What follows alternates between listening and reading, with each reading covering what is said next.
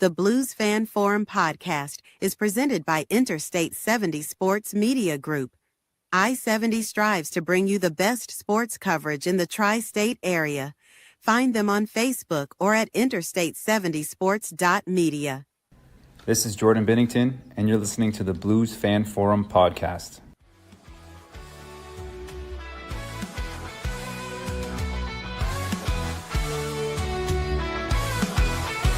Skating on the ice, under St. Louis city lights, where the Blues play with all their might. Jordan Cairo, fast on the attack, but defense falters, gotta cut him some slack. In Robert's arms, we find our glory. His skills shine, the team's best story. St. Louis Blues, we wear the crest. In Jordan Bennington, we put our trust to the test. On the ice, we fight and we must, for the city we love. In the blue, no we'll trust.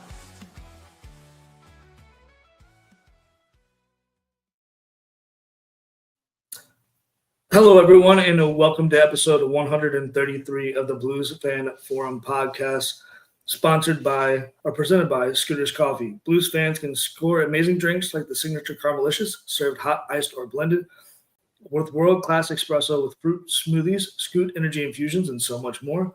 Scoot on around to our drive-thrus on Highway 143 at Troxler Way, and in Highland, in Vandalia Street and Indiana Avenue, in Collinsville, or any of our 30 locations in the greater St. Louis area. Amazing people, amazing drinks, amazingly fast, Scooters Coffee. I am your host, Dakota. We're at Jacob Bliss today. He has the night off, but we are joined by Blues Fan Forum first. Danny, what's going on, boss? Welcome to the show.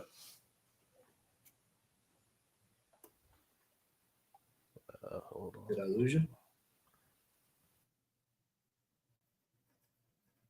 You are muted, Danny. Why is it not letting me? All right, I can hear you now, Danny. Now I can't. There's an unmute button. There you are. You're back. You're back. Oh, can you hear me? I can hear you. Oh, well, thank you for having me. Yeah, of course. I'm glad you could join us. Thanks for taking an hour out of your day to talk some Blues hockey. But first, the thing I want to jump into is like a little icebreaker and kind of get to know who you are. Your claim to fame from the Blues Lounge. How did you become so Blues Lounge famous? And how did that all take off? Bought tickets to a Blues game, posted on the lounge, just seeing if a single female wanted to go with me, not making it a date or anything, just simply inviting somebody, and the Blues community just went crazy with it. Like I said, I never expected it to blow up like that. Got a banner that was going to be raised up to retire me in the Raptors. Blue Freeman Knight, saving babies, delivering kids on side of the road, stuff like that. I mean, it was just I figured I was going to get so much I figured I was going to get made fun of for doing it, but definitely didn't. People just hopped in and supported me, and I think it was still pretty positive, even though I didn't get a date to the Blues game. I had to take a buddy, but it still turned out to be pretty positive. I mean, might I say, I feel like when I saw that post, I didn't think anything of it. It was just like, oh, yeah, they just, throwing it out there. But yeah. Were you surprised by the traction that it got? Like you said, you thought you were going to get a lot of shit for it. Were you surprised immediately about the response? Oh, yeah. No. I was blown away by the complete opposite reaction that I thought I was going to get. So I play for a hockey team that's sponsored by the Blues, actually. And some of my buddies seen it, and in our team chat, they were like, oh, you're going to get so much hate for that. And I'm like, yeah, probably. But then they were like, oh, wait, no, you didn't. You became like St. Louis Blues Lounge famous. So, yeah, I was like, I was curious as to the response that you were also going to get. I kind of like scrolled on by because obviously, I wasn't playing as a single female at that point. But I thought it was cool. I thought it was a kind of a vulnerable ask, but a good response no matter what. But yeah, I mean, now let's talk some Blues hockey. I mean, I thought the Blues Lounge Hall of Fame was a good way to kind of pivot and to get to know you. But now we're going to get to know some of your opinions and perspectives of the St. Louis Blues. We're only 3 games in, so the perspective and the opinions are what we want to hear the most. So I'm going to fire some questions at you, but we're going to go through the first 3 games of the year. Coming in, before I get your opinion, what was your kind of takeaway from preseason? What was your takeaway from the Blues as a roster? Like, what did you think about what we had going into the start of the year? So preseason, I was a little worried because we only won 1 game in the preseason, if I remember. But it doesn't matter. It doesn't matter. Yeah, but it gives you that perspective of like, how we're not gonna do too good though, But judging from the roster we have now, I think we'll be all right. Preseason was shaky, but that's getting that break jitters off, right? So, and you got new people coming in. Yeah, I think I was the most surprised with how much they played the rookies coming into this training camp. I think in past training camps, now obviously this is our first year with Jim Montgomery at the helm. They I mean, towards the end of the year or towards the end of the training camp, we had probably 6 to 10 rookies that were still on the roster. Usually they try to get rid of those guys pretty quick so they can go back to the AHL or wherever they're going to go, whether the junior team. So they start getting reps, if you're not going to be with the NHL team while you're sitting there, playing with them. I think Montgomery is more of the in the realm of chemistry. These guys that are going to the AHL, and I think we've touched on this a couple of podcasts ago, but like our depth is so unique because easily those 5 to 8 guys they sent down could have easily made the NHL roster. We just don't have the room. So I kind of took it as like you're only developing chemistry because it's one of those things. Injuries happen throughout the year. If guys have to come in and slot in, whether it be a third-line wing or a second-line center or even a third-line D, the more reps they have with guys that they might be playing with in the NHL ranks is only going to be beneficial for you come the injury time. So I thought it was a unique play by Jim Montgomery to keep those guys up as long as he did. Yeah, I agree. I was also surprised with the giving Lucic the PTO after not playing for so long. I know whenever I went to the Dallas preseason game, he didn't look like he had it. Kind of just looked slow out there. He's also, I think, 37 years old now, so I was surprised with that. But I don't know if they've released him yet or not, so I was a little shocked with that. So yeah, I agree. When I went to, I think I went to the last home preseason game. I guess I would have been against Ottawa, I believe. Yeah. He, in my perspective, so I used to work at Flower Child, and the Blues would come in there all the time. Colton Parayko came in and was like, I asked him just one question. Usually I don't try to bother these guys. They're usually trying to get a quick meal and be gone. But I was like, Parayko, like, I got to know, like, what's your thoughts on Milan Lucic? He was like, he looks ready. And I was like, kind of stunned. I took that answer and ran with it because, like, that's just what us Blues fans do. Like, holy shit, we got Milan Lucic of old. Yeah. I mean, I took that and I was like, verbatim, like, he's ready. Like, this dude's going to make the NHL roster. When I saw the PTO extended to him, I was a little hesitant. I was like, there is no way this dude is ready. He had an entire year off. He's old. Your body needs to be active in order to play in the NHL. Like, you just can't just take a year off and then be like, oh, yeah, I can. It's like asking an Olympic swimmer to take a full 365 days off and then go run a 400-meter sprint or a 400-meter butterfly and be like, all right, cool. Let's see you, place. It just doesn't make sense. So, like, to see him get a PTO, great, cool, comeback story, let's go. But to see him play in the preseason, I was like, this dude is not ready. Like, I would. I said this before. By far, I would take a Matthew Joseph. I would take a Texier over a Lucic. It doesn't matter how heavy he plays. I would take Texier's offensive ability. I would take his shooting. I would take his skating over the fact that Milan Lucic could run you over like a horse. Yeah. I know that's the day and age that we're going towards is speed and recovery and offense, and nobody really plays a heavy body anymore. But like, I just don't think we would take up a roster spot for somebody that is going to average 9 minutes a game and who's going to put 5 guys through the boards.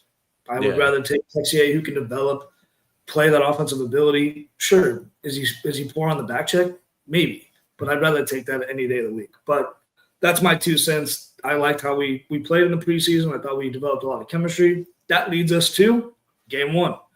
Game 1, we had the home opener at Enterprise. Fans were just absolutely buzzing. We did not show up. I don't think the Blues got out of the hotel room. 5-0, we lose. JB in net. A lot of people are eyeing JB, especially with the Olympics coming up, especially with how he played at the Four Nations. He comes out and looks like he didn't get off the bus. So we lose 5-0. I think the big takeaways for me, at least, and then I'll let you kind of tee it up as well. Big takeaways for me, I thought the team looked solid for the first 30 minutes they played. I thought the chemistry that you saw in the preseason was evident in the first 30 minutes. I feel like we got a couple bad breaks, a couple bad bounces. The puck luck wasn't on our side. Therefore, we lose 5-0. I would have liked it to be 2-0. 5-0 is a little less. It's hard to swallow. But yeah, 5-0 mini. How'd you feel? What was your takeaway? So I was actually I was there for that game. Okay. Yeah, no, I think overall the team looked pretty solid. Minnesota's goalie he was having a night. He wasn't letting anything past him. I mean, we had plenty of opportunities. We just couldn't get the puck past him. Benner, definitely not his best game. I think he let a couple of soft goals in that you probably want back. But other than that, I mean, I guess, it's a team game. So he loses it, we all lose, right? So I just think,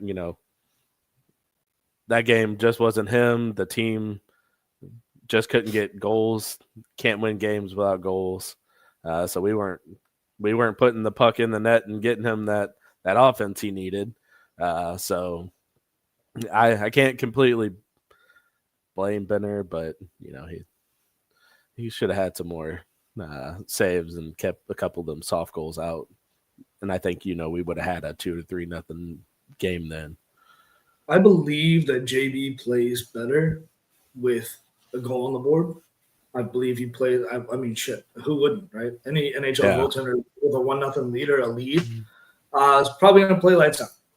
But once you let one goal in, once you let another, those pucks seem to be like needles, and you're shooting at a soccer net. So yeah, I can vouch for some of the goals that went in. Do I think he got some bad breaks? Absolutely. Do I blame that game on him? No.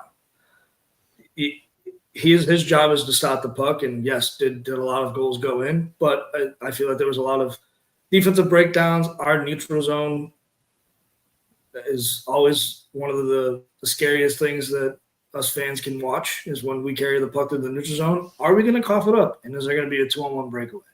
Yeah. I feel like we saw that in the last 2 games, but we definitely cleaned it up. But our takeaway, I think my takeaway, and then I'm going to get yours, was, it can't get much worse. Starting the game or starting the season off losing 5-0 to a team that you're going to be fighting for in the Central is rough, but it can't get much worse. So that was my takeaway. I had high hopes coming out of that. I was nervous. I was like, shit, 5-0, JB and that, like the roster looked solid on paper. And then all of a sudden you see the score sheet and you're like, well, what happened? So what was your takeaway?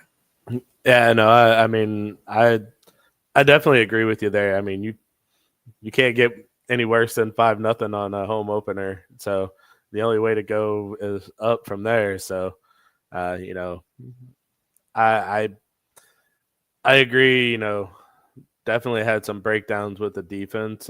Personally, being someone that plays defense, your goalie gives up a couple of goals, and you're not feeling it as well. So. But yeah, no, I was definitely disappointed with the loss, but once you lose that first one, you know where to go but up, right? So absolutely. That's how. Then that leads right into game number 2. The Blues immediately go to the Canada swing. We start our first road trip of the year in Canada, and we go to Calgary. Typically a hard place to play. The Blues typically do well playing on the road. But you face Calgary, Nazem Kadri. Everybody hates this guy. My thoughts on game 2 were flawless. I felt like the Blues played a lot better and their possession was a lot better. It helps when you get 2 goals from Jake Neighbors. And then you had guys driving the net. You see Pia Suter getting a tip from Tucker. I felt like guys were playing for each other. I feel like they almost came out with a chip on their shoulder. Like, how are we gonna throw up a goose egg at home? So I felt like there was a lot of steam coming from that engine of Jim Montgomery, and they came out and they showed what that actual roster can do and provide for us and the NHL. Our team is filled with a lot of highly skilled players. Robert Thomas, Jimmy Snuggerud, Pavel Buchnevich, Braden Shin.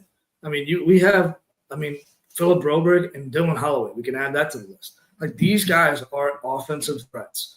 And for us to finally show it on the road, 4-2 Calgary win, like, I couldn't have asked for a better backup game to a home opener. It was our second home opener, only it was on the road. Yeah.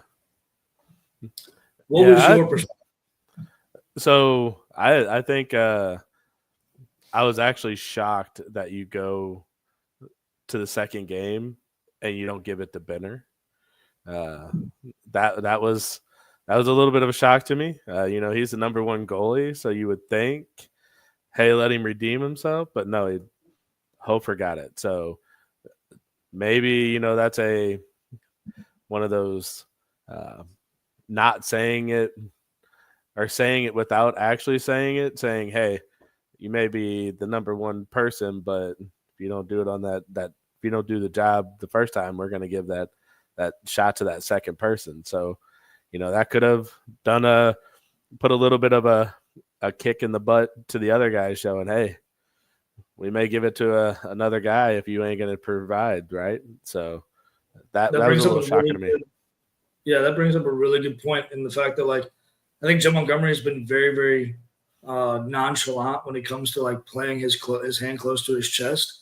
He lets you know. Like, he tells the media how it is. Like, hey, like, we didn't have it. We didn't see this. I didn't see this out of the guys. I thought we didn't play a full 60. I was shocked when he didn't put Benner in, but I knew exactly why he didn't. It was, hey, we have on record a really good 1-2 tandem. And Joel Hofer has, I would say, absolutely earned the right to be an NHL starter. He's just following a guy that just happened to bring the Blues' only Stanley Cup to the city. Really hard to follow. It's like when they replaced Albert Pujols for the St. Louis Cardinals. It was like, how do you fill that guy's shoes? So being Joel Hofer and being a stud of a backup that he is, there's not much to prove. Like you know that you can be a goaltender, you know that you can be an NHL starter. As soon as his number's called, I feel like he really does come out and show up. He made really good saves. He was very protective of his crease, and that's something that, like I said, we've ingrained in Blues fans for the last 30 years is having a good 1-2 tandem. Like we don't have a Sergei Bobrovsky, we don't have a Tim Thomas of his era, we don't have a Martin Brodeur. We've got two solid goaltenders that no matter what, any given night, they can put up a shutout for you and stand on their head. So, yeah, definitely. I thought it was really good for him to come out game one, his first game of the year, and throw up a W. It's only looking up for the Blues. And now we're going to try and fast forward to the last game that we played. The most recent one, I think, was played on Sunday? Monday? Losing track of time. I think it might have been Sunday. These days are running together. I'll believe you and say it was Sunday. Somebody fact check me in the comments. We're live on Facebook, and I'm getting some comments. I'll read them in just a second. We'll read that. Justin said, game 2 and 3, they did something really well, and it's the defense generating offense. The defense took a shoot first mentality at the blue line, not allowing goalies to get set, and they also did great with net front presence in game 2 and 3. Could not agree more. I thought a lot happened between game 1 to game 2, and then obviously game 2 and game 3 was almost a carbon copy. You saw a lot of net front presence. We're going to talk about the game on I guess Sunday, whatever it was against Vancouver.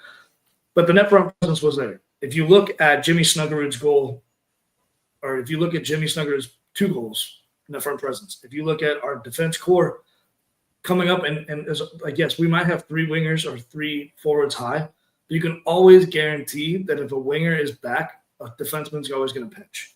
Having that mentality of bringing, the defense in on the offense was never a bad idea. I loved Justin Falk's play when he was on the power play. I think it was like maybe our 3rd or 4th. I know we had a lot of power plays, didn't really score a lot of power play goals, but we had the chances. He was constantly pinching on that right-hand side. Bring that defense into the offense, and it's never going to be a bad thing. We have the defensemen to do that. Tyler Tucker, of all guys, is starting to step up in the offense. I mean, hell, he assisted on Pia Suter's goal. Justin Falk always will play the power play unit. He's always going to be looked at as an offensive defenseman. Philip Broberg, same thing as last year. Colton Parayko. I've seen that dude take more slap shots in 3 games than I did that dude see that he took in 20 games last year. It's really good to see early on in the season. Oh, yeah. Blues win 5-2 in Vancouver. Danny, what was your perspective? What was your thoughts? How did you like the Blues play? So I want to touch. You mentioned the D stepping up and playing offense, being more involved. Like I said earlier, being a defenseman, obviously in the NHL, the defensemen know that their forwards are going to step back and drop back for them. So you got skill, especially Broberg. I have been a fan of him since we got him. I think that was him and Holloway were like the best thing that Armstrong did that shocked everybody. But yeah, I mean, the way they bounced back in Calgary and Vancouver, just they were playing as a 5-man team, 5-man unit. So when you do that, and you wear the other team down, you're obviously going to dominate. And they're showing that the roster now, once they get to playing with each other, they could be unstoppable. So I think the bounce back from game 2 and 3 has a lot of potential to lead this team far. So I was very shocked with the Vancouver game, though. So to touch on what we just discussed 5 minutes ago with JB, how did you think he recovered in the second game of the year? So I think, whenever they played Hofer in Calgary, he has to come out and play like flawlessly in game 3. I mean, he has to keep up that standard that Hofer set. So, I mean, you got to come out and stand on your head. I mean, yeah, he gave up a couple of goals, but, you know, I think now once them two are going to keep that going, I mean,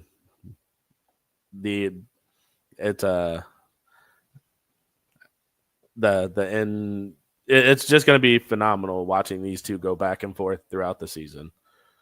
And Justin brings up a good point. I'm going to reiterate what he's saying as well. Is the Blues were absolute sharks smelling blood in the water, and Vancouver was absolutely swarmed on the forecheck. I think the Blues, and sure, come after me when I say this, but we're all Blues fans, so I think you all agree. The Blues, when they play a heavy forecheck game, like there were times in that Vancouver game where I legitimately thought the Blues were going to maintain the puck for at least 5 minutes. There was a shift. I believe it was maybe the second or first period where Vancouver was hemmed in. I think it was second because they had that long change, where they didn't get a line change for 2.5 minutes. And the Blues maintained puck possession and put 7 shots on goal in 2.5 minutes. They were gassed. When you are playing a heavy forecheck game and you are not allowing their forwards or defensemen to gain any sort of ice time, it just leads to better scoring opportunities. And the Blues that's their bread and butter. We're not gonna blow you away with a Connor McDavid skating 200 feet to score a goal. We're not gonna amaze you with Cale Makar dancing around the blue line. We're not. We're gonna play a heavy forecheck, gritty game. We're gonna make you tired, tire you out, and then when your head's spinning because we're spinning around in the ozone behind the net, and then we give it to the guy in the slot or in the on the circles. That's the Blues DNA, and I feel like Jim Montgomery, when he came in, he realized that has to be the DNA. We can't just sit here and dance around in the neutral zone. We have to play a heavy forecheck game, and that's what the Blues have done in Game 2 and Game 3. I don't believe that it was done. We were doing it in Game 1, and Danny, you were there. You can disagree. But I do think the first 30 we did. I think the last 30 we hands were off, foot was off the gas. I do want to say hello, Samantha. Thanks for tuning in again. She is our AHL go-to guru with all things AHL-wise. She knows all those guys. But yeah, I believe the Blues played a heavy forecheck game in Game 2 and Game 3. I think that's the DNA. We have to keep that going. Yeah, no, I agree with you. I actually, I was talking to one of my friends because I know I'm going to get a lot of hate for this, but I'm not the biggest fan of Jordan Kyrou. But my buddy, one of my buddies is, and I don't know what I was doing, but he sent me a text. He's like, dude, there's a whole new Jordan Kyrou. It's like he's back checking and being offensive and defensive. I'm like, well, I mean, that's what we need from him. Like, if you look at how he did in the playoffs, there was significant you could see a difference in the playoffs with him. He was throwing body checks. He was back checking, forechecking, and putting pressure on, and he did phenomenal for us. So when he's on his game, he's a great player. But he doesn't do that consistently. So that's my only thing with him. But yeah, when we do that, we're phenomenal. I like what you said about Kyrou. My brother-in-law is not the biggest fan of him either. But I think the biggest upside to Jordan Kyrou is his speed. And if that guy could just understand that he doesn't have to make the prettiest play or the prettiest pass or the prettiest move, he could utilize his speed in so many different avenues and be so successful. I think the thing that really does, is stacked against him is the fact that he wants to be that McDavid or Kirill Kaprizov or Nathan McKinnon. He's just not. And that's okay. If you can hone in and hone that skill that you have of just utilizing your speed, he has a great shot. And I think his neutral zone play is the thing that's frustrating as hell, is because he'll cough it up in the neutral zone and he'll be the one going and back checking. and lifting the stick of the defender and grabbing the puck and going back up the ice. But if you were just smart with the puck in the neutral zone, you wouldn't have to sit there and forecheck every damn time. Like, I'm glad that you're never giving up on the play and you're going back and defending your own crease. But for hell's sake, dude, like, just make some smarter decisions. If you don't have a lane, fucking dump it. Apologize for the profanity. I know this is a kid show, but hey, just dump it. Dump and chase. Go off and get a line change. Get some fresh bodies on the ice and let them hone in a little bit more.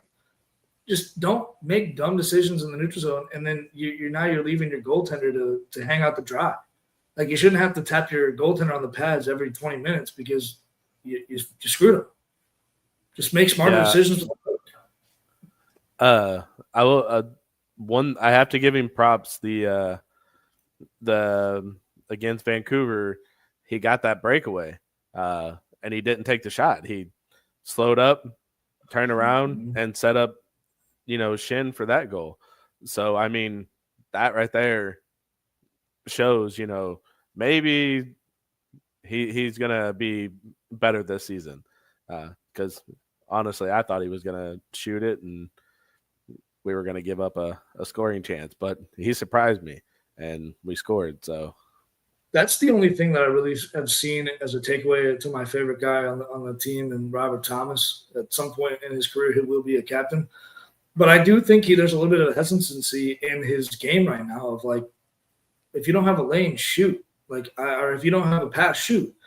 I think he's trying to make that pass. I think he is a natural born passer, but he has a really good shot. And that's something that I saw as a plus to Jimmy Snuggerud, and we'll touch on Jimmy in a little bit. But Jimmy is not afraid to shoot. I love that. For a young kid coming out of college, he played, a handful of games with us, including the playoffs. But for him having his first full year in the NHL and he's not afraid to shoot, that's a really good thing for us. Fuck it. If you don't have something, shoot it. What's the worst that can happen? It goes in, right? Yeah. It gets blocked, right? Just don't be afraid to shoot. And I think Tommy is in the mindset of he's got to make that pretty pass to Pavel or Braden Shen or Jimmy Snuggerud or even a Jordan Kyrou. Just shoot it. Like us Blues fans, I'm sure growing up, we all yelled, shoot it. Whenever the Blues were, across the blue line, like, just shoot it, right? Yeah. And I know these guys get paid millions of dollars to make pretty plays, but, like, at the end of the day, shots on goal. To say what Dave Portnoy's, famous saying, shots on goal, right? What's the worst that could happen? But I love Jimmy Snuggerud putting the puck on net. I love Jordan Kyrou's smart play, that play to Braden Shen. We all thought he was driving the net. We all thought he was going to make some weird, wacky move. But no, he put the brakes on. He evaded the defenseman. He made the nice little pass to Braden Shen. It got tipped a little bit. Braden Shen gathered it, put it top cheese. I mean, what a great play altogether. But the first 3 games, you love to come out ahead on the road trip. Now you come home, you play Chicago on Wednesday. When this airs tomorrow morning, I hope we're all listening to this podcast getting absolutely jacked for us to kick some major ass against Chicago, the Shithawks. But all in all, 3 games, you come out 2-1. You come back home, you're going to probably get a better effort than what you did at the home opener. But let's talk about Jimmy Snuggerud. What did you see coming out of the preseason, and what was your high hopes for him? And then we're going to discuss kind of his time on ice and what he's done so far. So, bring him coming in. I think he joined us in the playoffs last year, right? Like full time. He kind of impressed me when he first came in. Preseason, I mean, he just kind of looked like he started where he left off. And obviously he's producing. I mean, I'm not really a lineup person because I think everybody on every line produces. It just depends on the chemistry for him. Like, you put him with people that are going to get him the puck, and he's obviously going to shoot. So I've become a fan of Snuggie. I know you look at, we had Bolduc there for a little while too. He impressed me a little bit, but obviously we sent Bolduc to Montreal. But I'm happy with Snuggie. Snuggie is not afraid to shoot, and the kid's got a shot. Like, he has impressed me so much with his shot. So I think he's on track to be a good goal scorer for us. I'm going to say what Chris said. Chris said, hot take, Snuggie will be a better puck carrier than Bedard. Wild take, but I'm a homer here. We're going to agree. I believe he will be. I think he is a better puck carrier of the puck. Puck carrier of the puck. Well, that doesn't make sense. He is a better puck handler than Bedard. Reason being is I do think he has that keen sense of understanding of the game. It's okay to not make fancy passes. You saw him do a lot of that. Now, I'm not saying fancy, but he made really good tape-to-tape passes in the preseason, and that made us excited. I mean, I went to a game against Ottawa in the preseason.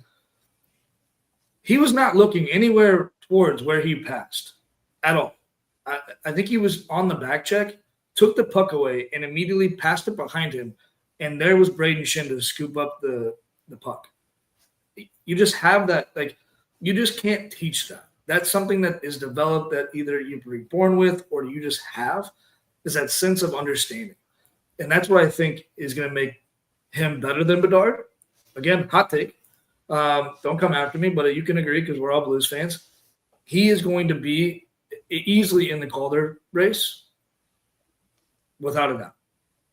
He's very impressive. He's smart. He doesn't get too high. The moment, he's never high enough for the moment. They were talking about that. Joey Vitale's like, dude, you just scored 2 goals in the NHL. Like, crack a smile. No, he's dead focused. He's got that serial killer look. Like, he's always focused on the next play. Braden Shin tapped him on the dome and was like, great job, and he was just like zoned. Bedard's supposedly the next. Wait, what are we doing? Bedard was supposedly the next McDavid. Bedard isn't capable of going through multiple guys. Here's my thing. I had this take in the offseason, and I wanted Snuggie to grow a little bit and get some meat to his bones, right? I think this season is his first year in the NHL, first full year. People know who Jimmy Snuggerud is. He has a target on his back. He's just like a Paul Kariya or a Nathan McKinnon. Those guys are stealthy. What they do with the puck is lethal. You don't think there's going to be guys in the NHL that are going to headhunt when he has the puck because they know what he's going to be able to do with it. I want him to be able to body some guys. I want him to be able to keep the people off of him so he can make those really nice plays through the neutral zone, through the offensive zone. But that was my only takeaway. I thought he played absolutely phenomenal in his first 3 games. He didn't look like he had any sort of doubt in his shot. Like you said, like he wasn't afraid to shoot. And that's something you really, really want when you got a guy coming out of college. He's first year in the NHL. He's already firing on net. He's got 2 goals on the year. Yes. Yeah. 2 goals, 1 assist, I think. So 3 points, 3 games. I mean, fuck, if he keeps this up, it's 82 points. You know, streaks follows. Yeah. I think the big difference there. So I think Snuggie has potential to get bigger. Put a little meat on the bones. Like he's a pretty sizable guy now. Bedard, I'm not a fan of him either. He's just too tiny. I don't think he has the potential to get big like some forwards need to be. Snuggie can. I think he has the potential to put more mass on in the offseason or even throughout the season. Bedard just doesn't. If he were to get bigger, he'd be a pretty comparable person, but I think he's a lot smaller than Snuggie. So I'm definitely a fan of Snuggie and not a fan of Bedard. No, I agree. I'm going to get to this hot take in just a second, but I got to read some ads before Jacob, yells at me. He won't yell. But again, we mentioned when we first started the podcast, if you're a fan of coffee, scoot to Scooters. We would prefer you go to the one on Highway 143 in Troxel Way in Highland, or Vandalia Street in Indiana Avenue in Collinsville. Or again, if you can't get to those, we got 30 locations all around the greater St. Louis area. We are also presented by Hughes Custom Design. Hughes Custom Design is a family-owned and operated small business out of Maryville, Illinois, specializing in laser hand-cut painted signs.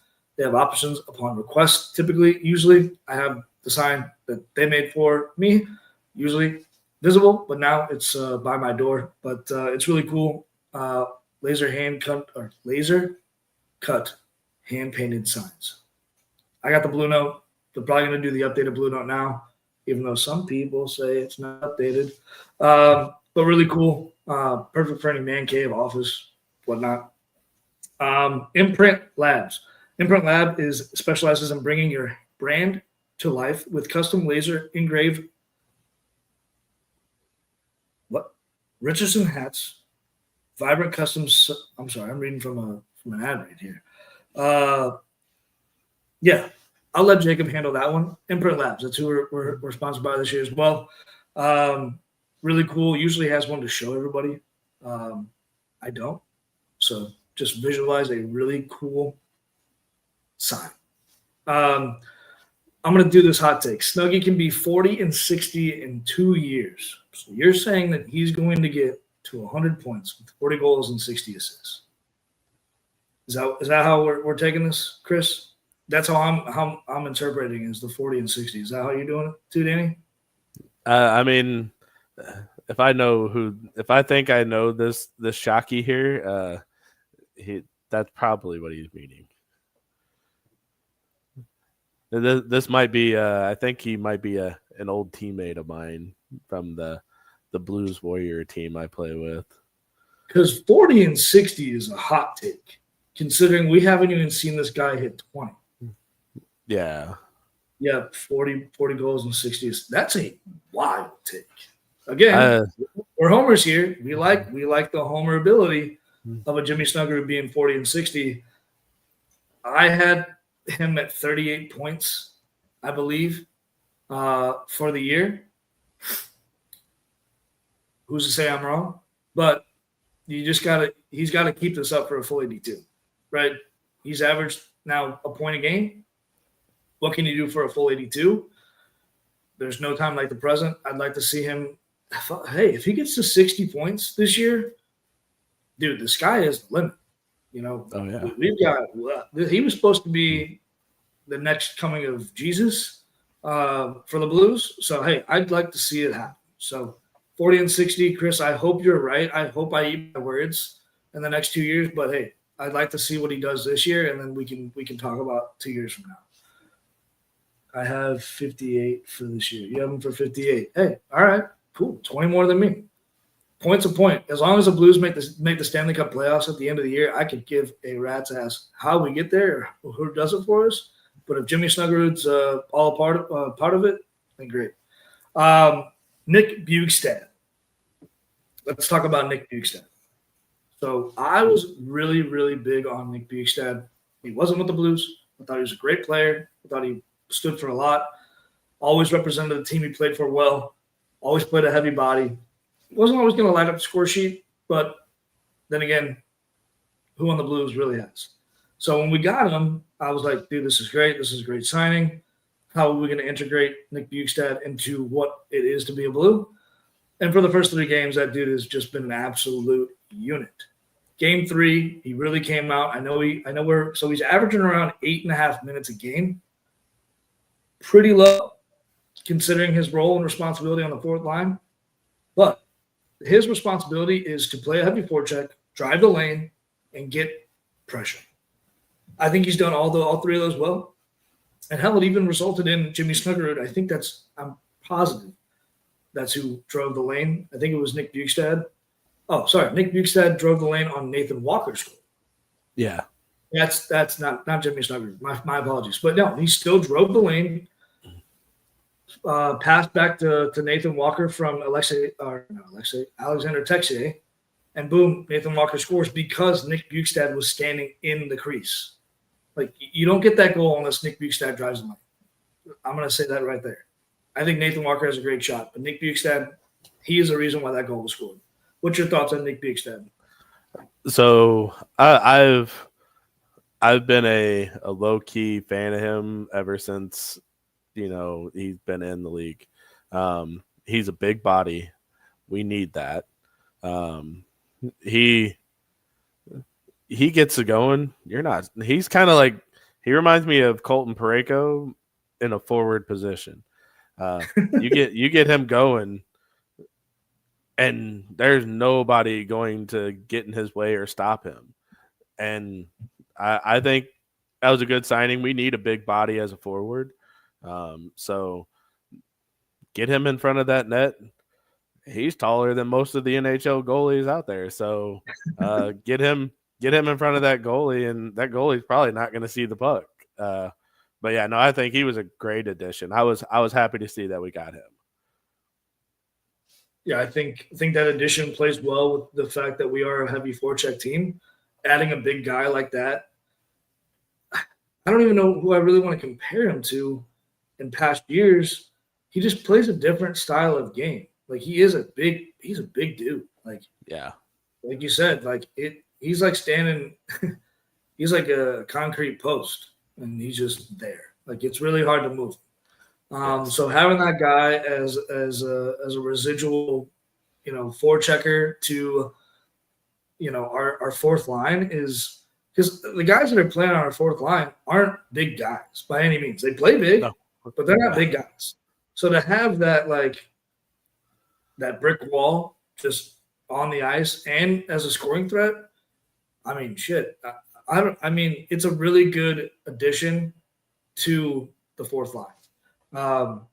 Big body, plays the puck well, drives the lane, gets into scoring opportunities, creates the havoc in front of the net. You can't be mad at Nick Bukestad in the first 3 games. Really excited for what he does with the Blues this year. You said you were a silent fan, so was I. And then when we got him, we're like, all right, here we go. What do we got here? Him and Walker together is tenacious fourth Walker with his rugby style and Nick's size. Yeah, absolutely. Nathan Walker in Calgary was great, even better in Vancouver. I don't think there was a single time that Nathan Walker was on the ice that he didn't hit 2 guys. Like, that puck could have been easily played. Nathan Walker always plays the body. I think that is the best part of his game. Does he score the puck from time to time? Absolutely. But the fact that he is heavy on the forecheck and that he creates those chances, and his back checking ability is insane. He is like a little tiny little kangaroo out there. That dude's quick. Yeah, So. I refer to him as the Tasmanian devil because he is all over the place. Mm-hmm. He is in everybody's face, and if you see when there's a scrum on the ice and he's on the ice, he does not hesitate to get in there, and he doesn't care how big the person is. So I'm a fan of Walker too. I like his play. All right, so now we're going to get into 2 segments that we have loved and appreciated on this podcast. The first one being Teach Me How to Doug. I'm really bad with technology, so I'm not going to play the Teach Me How to Doug music while I'm doing it. I'm giving you this question. So for those of you who are all about bells and whistles, my apologies. Just act like there's the Teach Me How to Doug music in the background. Teach Me How to Doug is, if you were Doug Armstrong, you're a pocket GM. You're going to act like, GM for a day. If there was a certain player that came available, who would that player be? And who would you be okay with getting rid of to take said player? Ooh. For this year, for this calendar year, Blues in your mind are making the playoffs, but they don't get there without this guy. Who are you taking? Within reason, obviously. You can't just be like, yeah, I'm going to take Barkov, and we just can't make that happen. But who would you be okay with getting rid of from our current 23-man roster? Oh, that's tough. Man, that's a tough one because you have so much. And you don't talent have out to, there. you don't have to say, you don't have to be like, yeah, all right, well, I'm not getting rid of anybody. You can say that. I mean, I don't know because like there is so much talent out there. Like you have Kaprizov, you have McDavid, you have them guys, but I don't think they fit in the Blues strategy. I have an answer to my own question because I was I was thinking about this last year about somebody we would desperately need back. If that rings some bells. I mean, I honestly that's a tough question. That's okay. I think right now I would stick with the roster we have, but yeah, that one's just really a tough question. The guy that comes to mind for me is Ivan Barbashev. I do like him. He is a good player. I could definitely see that being a good addition. I don't think he comes with a heavy price tag though. So yeah, he got paid from Vegas only because that dude was an integral part of them winning the Stanley Cup. Yeah, I mean, I could definitely see that he would be a good addition, and he already knows the Blues system, so he definitely added to it. I mean, I don't know who you give up for him though. That's true. That one I can't answer and give you a good, honest answer on. No, that's fine. That's fine. Hey, it's not easy being a GM. No. I mean, obviously, you know, being part of the Blues Lounge, we're all keyboard GMs, but on that one, I honestly can't give you a good answer and feel confident with that. That's fine. That's fine. You're a good GM. You're Doug Armstrong-esque. You keep it close to the chest, and at times you might just sit on it. So hey, yeah, that's a good response. I was just curious because I know Jacob likes to think of me as like the Paul Bissonnette to the Ryan Whitney. He's Ryan Whitney. He's always very philosophical and like how he talks, and like he's very smart about the game. Where I'm like the Bissonnette. I'm all tattooed up. I'm thinking wild, crazy things. So both good dudes, by the way. Very good dudes. Love them for that. But yeah, I always like to think of these crazy, like what ifs, what could be, you know. And these are all this like things that turn into my head as Blues fan.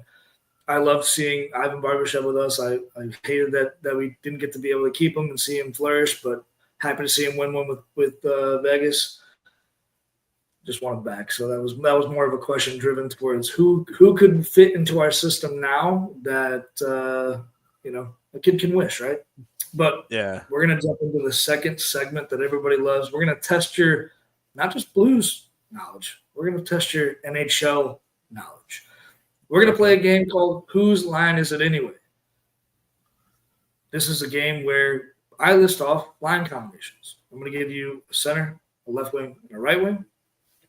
And you got teams to choose from all across the NHL. I will give you hints along the way if you need them. There is a phone a friend, and we might even let you ask a friend in the section in the Facebook group. So we're gonna start off. I think this might be easy, but you tell me. All right. First line. You're gonna tell me what team. And is it first, second, third, or fourth? Okay? Okay. So I'm going to give you right wing, center, left wing. Starting off, Marcus Johansson, Joel Eriksson Ek, and Vladimir Tarasenko. That's the Minnesota Wild. Correct. What line is it? Is it a third line? It is not. Okay. What line I know is the team. It's obviously. I'm gonna go with second line then. it? It is the second line of the Minnesota Wild. See, we just had to get the toes wet. We had this is a Yeah. little icebreaker. You got the first one down, they're gonna get harder. The next team we have Pavel Zacha, Casey Milstat, Victor Arvidsson. That the Predators? It is not the Predators. I just watched a review of this team. Who is it?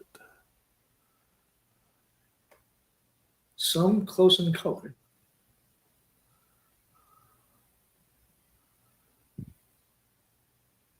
You want to hint east or west?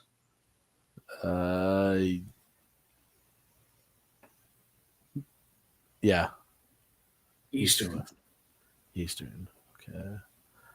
So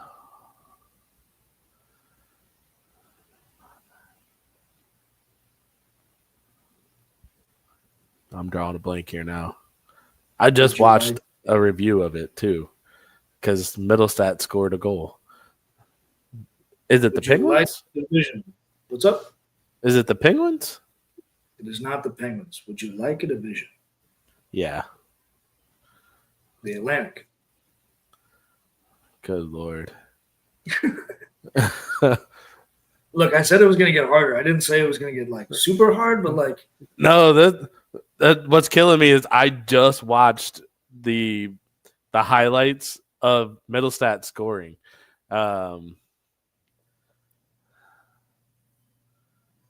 Who is it? all of these teams I'm have drawing a blank something here. to do with the Blues. So I'll give you another clue. The Blues got one hell of an acquisition last year. It wasn't a player. Who did he come from? I'm drawing a blank here majorly now. We played them to win the Stanley Cup. Boston? Yes. Boston. Oh my God. I can't believe I didn't get that. First, second, or third, or fourth line. Who was it again? Pavel Zacha, Casey Milstat, and Victor Arvidsson.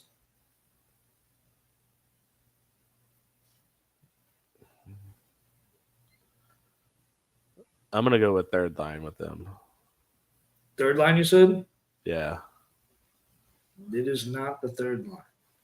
fourth line. Not the fourth line. There's no way that's a first line lineup. It is not. You're right. That is the second line. Wow. All right. Oh, I'll go a that little one was easier. that one was horrible.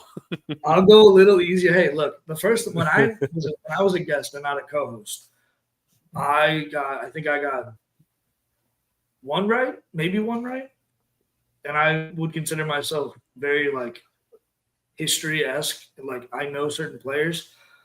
I ship the bet. All right, we're gonna go. I think a tad easier on you. Remember, team, and then the line. This is your pairing. Kevin Fiala, Quentin Byfield, Joel Armia. All right, so definitely the Kings. Definitely the Kings. Okay, what line is it? I'm gonna start off with the fourth line. Third line. No. Oh my Lord. Is this a second line too?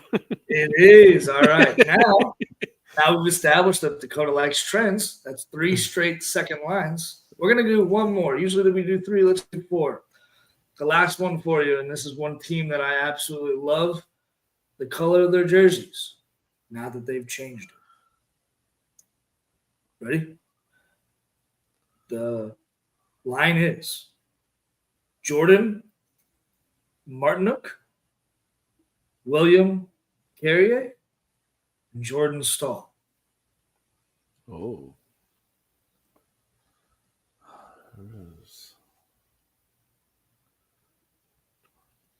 There's so many Stahl brothers. I'm trying to figure out which one does Jordan.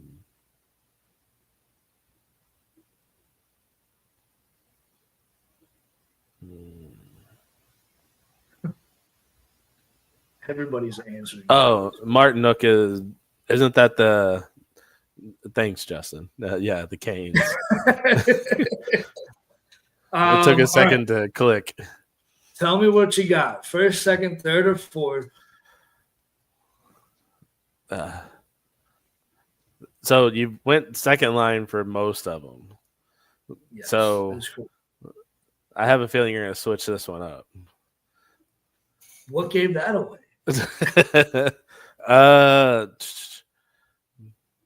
Would that be a first liner? No. It's not a second line, is it? No. So that's Okay, third we line. got a 50-50 shot here. I'm going to go with the third line. It is the third line. Jordan Stahl is the center for the Carolina Hurricanes on the third line. There's so many it was Stahl awesome. brothers. Yeah, dude. Like at one point, there was 3 Stahl brothers all playing in the NHL. It's funny that you mentioned Stahl. We just played a team with 3 Pedersens, none of which had any relation to each other. But yeah, it's the last name Stahl is forever going to be part of the NHL. So, Danny, it was an absolute pleasure getting to talk to you tonight. I'm not going to take too much more of your time. Guys, check us out on Facebook, Instagram, and Facebook, Twitter. We got all of it.